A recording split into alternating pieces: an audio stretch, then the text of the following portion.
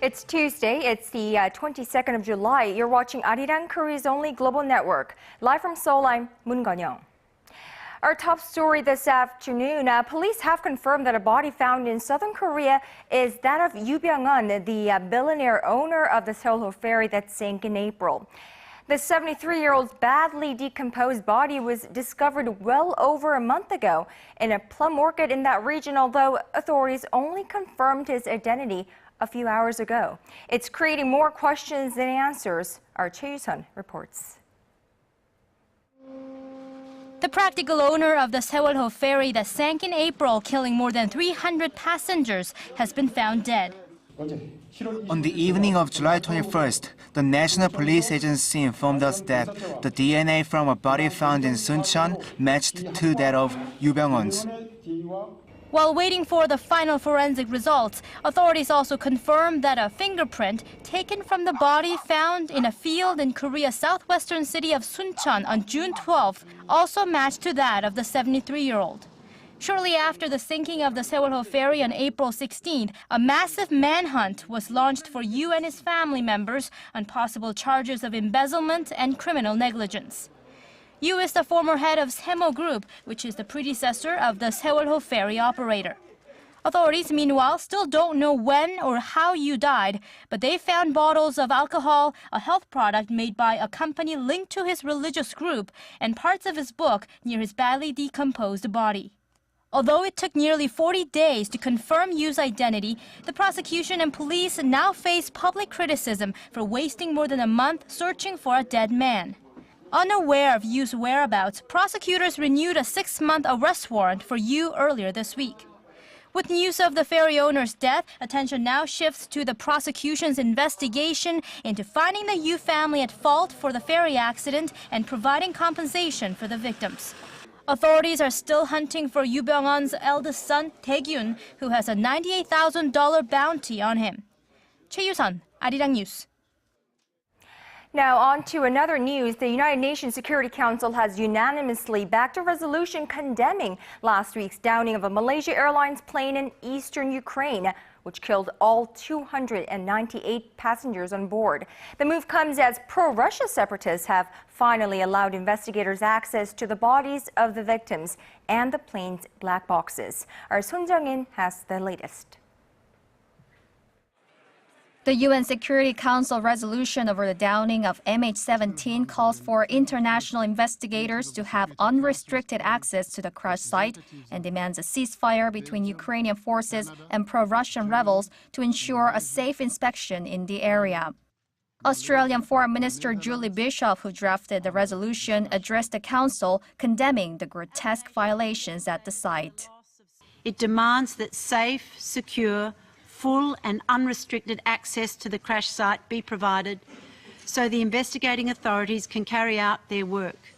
Mr. President, the message from this Council to those who were responsible for this atrocity is definitive. You will be held to account for your actions. Amid mounting pressure from Western nations over its possible involvement in the downing of the passenger jet, Russia also voted in favor of the resolution. The vote came as a train carrying the remains of the majority of the victims left the crash site to the Ukrainian city of Kharkov. From there, a Dutch aircraft is set to fly the bodies to the Netherlands, where the largest number of victims came from, to begin the forensic identification process. The separatists also handed over the 2 black box flight recorders from the aircraft to Malaysian authorities, who said the recorders were in good condition. They hope the devices will help detail what exactly happened at the moment Flight 17 was shut down. Sohn Jung-in, ARIRANG News. And in light of the recent events in eastern Ukraine, the United States has put out clear guidance about the areas where commercial aircraft are banned from flying. Airlines have been prohibited from entering the airspace over Crimea since April, but the downing of Flight 17 prompted the U.S. Federal Aviation Administration to expand the advisory to cover the area of the crash as well. The guidelines extend to a total of 6 countries, including North Korea, which the FAA warns could launch ballistic missiles without prior notice. The others on the list are Ethiopia, Iraq, Libya, and Somalia. Now, as the conflict in Gaza intensifies, so are diplomatic efforts to broker a truce there. U.S. Secretary of State John Kerry is meeting UN Chief Ban Ki-moon in Cairo, and President Obama has urged the Hamas to accept the Egyptian-brokered ceasefire agreement. But aides admit that it will be a rough road ahead to reach a truce that works for both sides. Secretary Kerry announced a humanitarian aid package worth $47 million to assist the more than 100,000 Palestinian refugees who fled homes to escape the violence in Gaza. The Palestinian death toll has now well surpassed 500, and a majority of them were civilians. And in the latest string of attacks on Monday, at least 5 people were killed and some 70 others wounded when Israeli tank shells struck a hospital in central Gaza. The Israeli military said it was targeting an anti-tank missile nearby.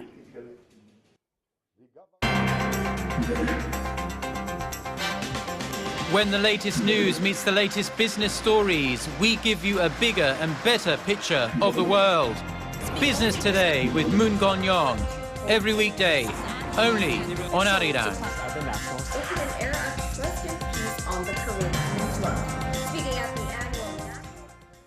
President Park Geun-hye wants her new economic team to mobilize and revitalize the local economy. Well, she was meeting with her new cabinet, including Finance Minister Choi Kyung-hwan, for the first time this Tuesday, where the president called on the government to direct finances toward areas that will actually help people in their daily lives. She specifically pinpointed job creation and an increase in household income. And later this week, the government is set to announce its economic policy direction for the latter half of the year.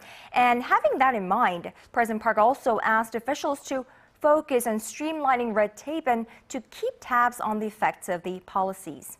Now, on national reform, the president vowed to push forward with rooting out corruption and boosting the nation's safety systems.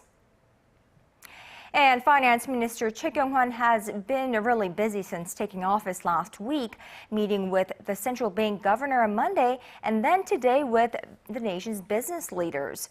Well, the business leaders used the opportunity to raise concerns about hints the new finance minister has been dropping about targeting the high reserves of the nation's biggest companies. Our Sohn Jung-in explains. The combined cash reserves of Korea's 10 largest conglomerates have doubled in just 5 years to $515 billion. That's 40% more than the government's budget for the whole of this year. Finance Minister Choi Kyung-hwan believes businesses must use these huge sums of money to reinvest, increase dividend payouts, and boost salaries in order to revitalize the economy. We plan to devise measures so that corporate income can flow into households through investment, dividends, or salaries. The dividend rate, the amount per share an investor receives when the dividend is paid, is lower in Korea than it is in any other emerging market. This means investors are getting lower returns as local companies stockpile their earnings. The minister has been pushing to tax companies that cling onto huge reserves. But businesses say the finance minister's plans would be akin to double taxation, stressing they plan to utilize reserves in the future. Companies think it's unfair to be taxed again after paying corporate taxes. The reserves in various assets like properties and other non-cash forms are often used for investment down the road. In their first meeting with the new finance minister on Tuesday, business leaders called for a more careful approach as there could be a number of unwanted side effects to the plans. They also called on Choi to push through reforms on deregulation. Sohn Jung-in, ARIRANG News. Well, tucking your money away in a savings account is a low-risk way of building up your nest egg. But if that is your plan today here in Korea, don't expect too much of a yield.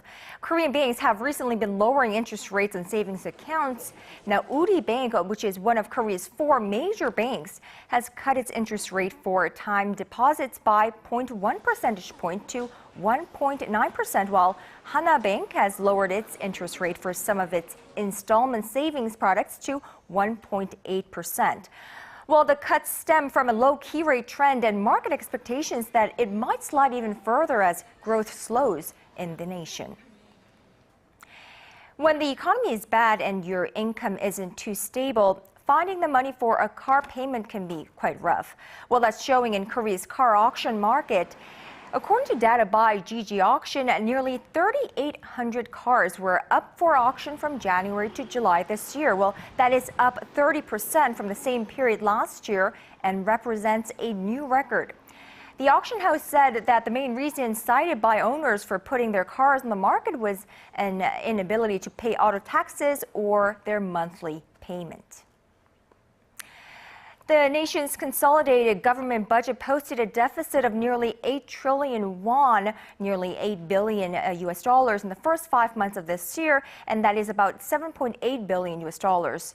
The finance ministry said the government's financial health worsened in May due to a drop in tax revenue compared to the months of March and April when corporate or value-added taxes are collected. Now, overall, from January to May, tax revenues fell by 2% on year. But despite the sluggish overall economy, at least one Korean industry is doing very well, in fact, excelling like never before. It's the nation's cosmetics industry, and we have My Love from the Star to thank, among others. The Korean wave has sparked global interest in practically all things Korean. The Korea Customs Service says over 140,000 US dollars worth of locally produced cosmetics were exported in the month of June.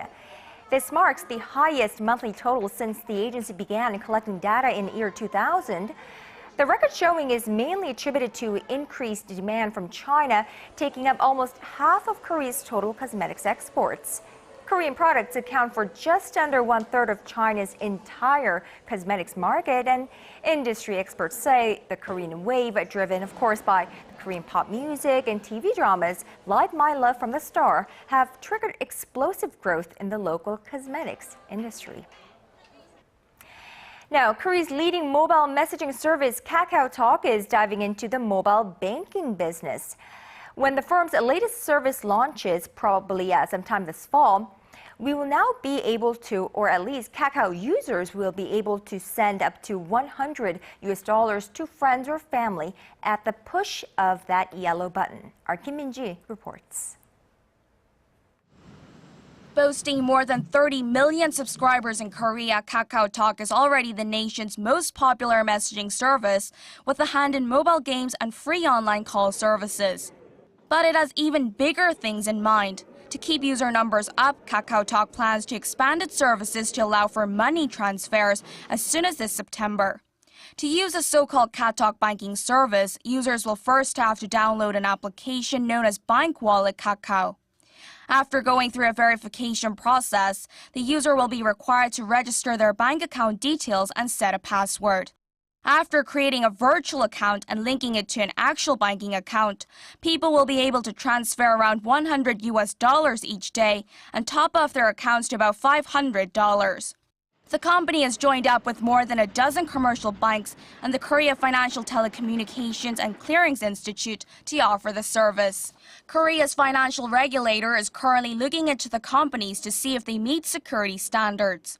It comes amid concerns of possible breaches, from the hacking of passwords and personal data to the theft of authentication certificates. Kim Min-ji, ARIRANG News. Now on to a piece of health news that's not positive. Doctors in Korea say it's becoming more difficult to effectively treat the Helicobacter pylori infection, the strongest known risk factor for gastric cancer. A medical team at the Asan Medical Center in Seoul says that of the 400 patients that have been given antibiotics to treat H. pylori since last year, only 68% of them saw the bacteria have been eradicated. Well, this is about 20% lower than 15 years ago. The medical team attributed the decrease to the bacteria's growing resistance to one of the two key antibiotics used to treat it. Gastric cancer, or also known as stomach cancer, is second leading cause of cancer-related death worldwide. And now on to another form of cancer. Breast cancer doesn't normally cause symptoms at first, and because of its complex structural characteristics, it's quite difficult to detect in the early stages. But local researchers here in Korea say they have developed a new technology that can accurately detect abnormalities within the breast much more quickly. Our Connie Kim has this report. Breast cancer is the most common cancer in women worldwide, but its survival rate when diagnosed in the early stages is close to 100%. The problem is that it's hard to detect in its initial phase with the existing diagnostic system. The internal breast is a complex area made of muscle, glandular tissue, and fatty tissue, which makes it much more difficult to spot cancer cells hidden inside with two-dimensional X-ray images. Mammogram images show the breast tissue with overlapped layers, and even if you do spot something suspicious, it is hard to determine whether it is breast cancer. Local researchers have developed diagnostic equipment that can see the internal breast tissue in 3D. The device takes 15 X-ray pictures of the breast, each with a different incline of 3 degrees. Then software synthesizes the photos in a 3D stereoscopic image, enabling doctors to see the breast tissue in great detail. Previously, we had to depend on just one picture, but this gives us an image that shows dozens of layers together. It gives us a 30% higher chance to detect cancer compared to the current method. There are currently over 16,000 women in Korea who are living with breast cancer, with the number increasing steadily by 10% each year. The new diagnostic method will be developed further and is expected to be commercialized by the end of 2015. Connie Kim, ARIRANG News.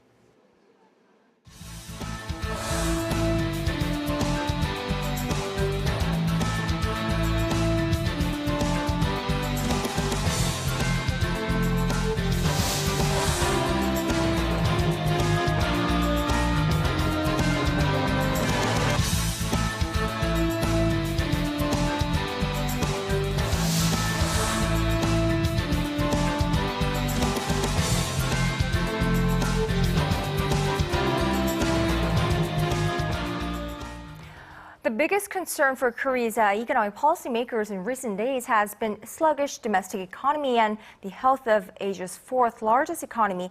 It's largely dependent on small businesses. In fact, as of 2009, in Korea's small and medium enterprises accounted for 99.9% of all business establishments, and they hired 87.7% of domestic workers as a whole.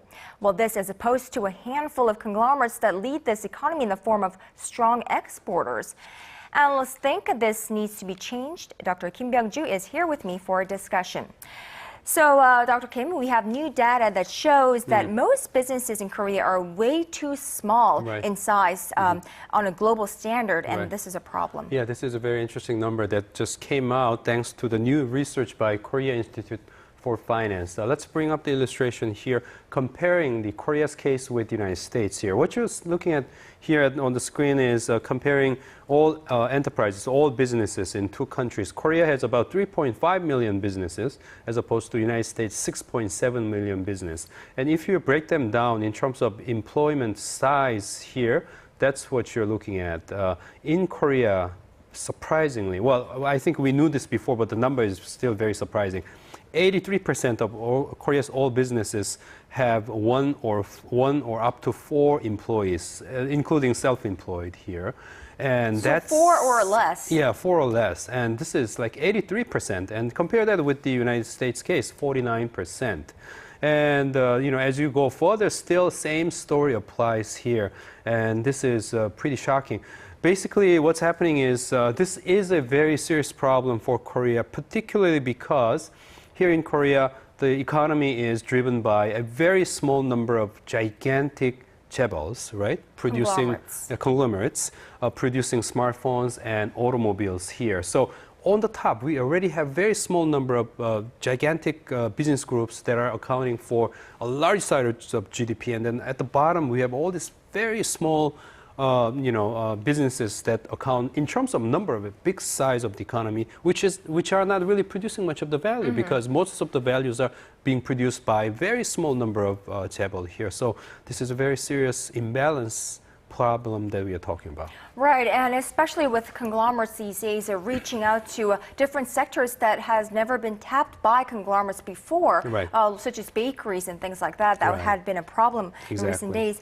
And such a landscape in Korean economy results in economic loss. Right, exactly.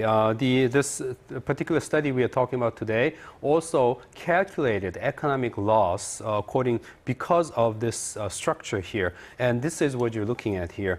We're not comparing Korea with other advanced economies as much here, but even with India or China, where you would actually expect a large number of small firms here, Korea still ranks much more serious records, shows a much more serious problem here.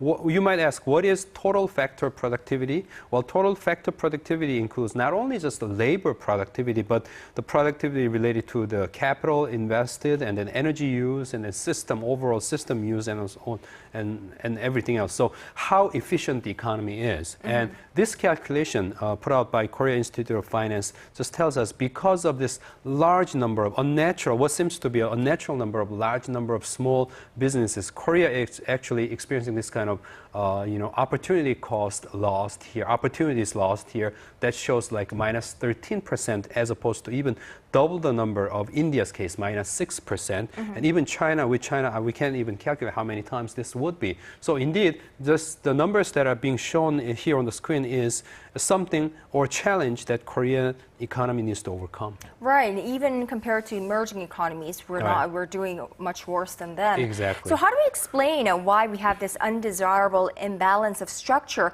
or imbalance for small-sized enterprises? I think the explanation could really vary. I mean, we can come up with a long list of explanations, but some of these people who have been critical about the chaebol dependent structure of the economy would say actually what's happening is some of these small firms would become successful, would grow into a bigger size and become a middle-sized firm. And then when they become successful, the way you thrive here in this economy is to supply the parts to the chaebol businesses. And when that supplier business becomes very successful, often the critics of chaebol are saying often they are taken over by chaebol. So they're kind of like wiped out from the scene. Right. So that kind of like removes the middle level here. And on the top level, traditionally for several decades, Korean economy has been being developed based on several success of just a few number of industries, such as electronics, which includes semiconductor, mobile phones, but also automobiles and petrochemicals, steel, and shipbuilding. I mean, I mentioned several, but this is still, in comparison with other advanced economies, is a very small number of sectors that Korean economy is dependent upon. So concentration on the top and the middle part being missing, basically taken over by the big giants. And then what you're left with is just this big size of the very, very, very small businesses. So, always the million-dollar question in the end, what can we do to improve this structural imbalance? Some people, most people actually, are saying basically the Korean economic policymakers, what they should focus on are these words: diversification, variety, and balance.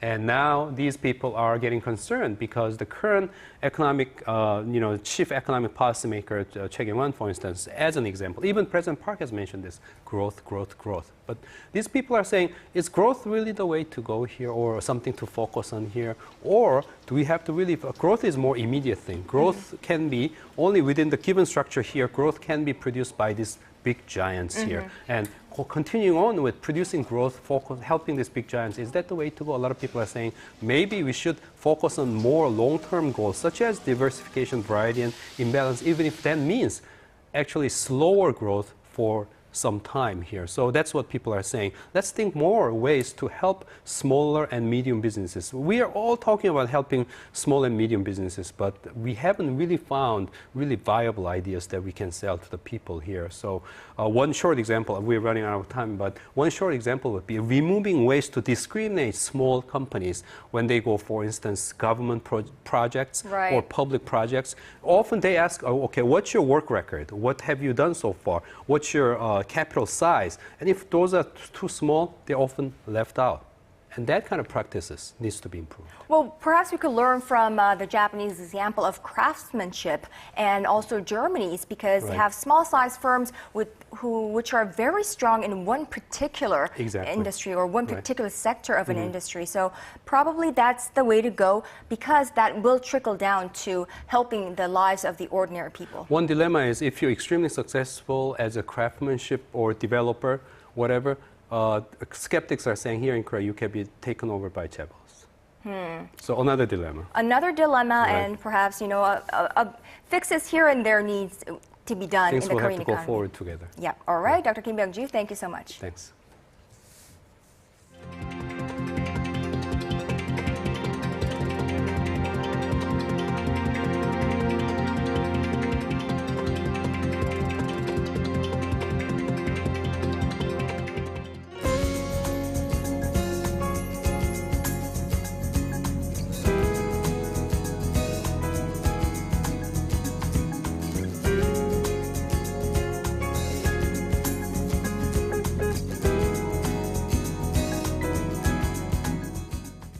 And that's your business today on this Tuesday. Thank you for watching, and do join us again at 6 p.m. Korea time on Early Edition at 6.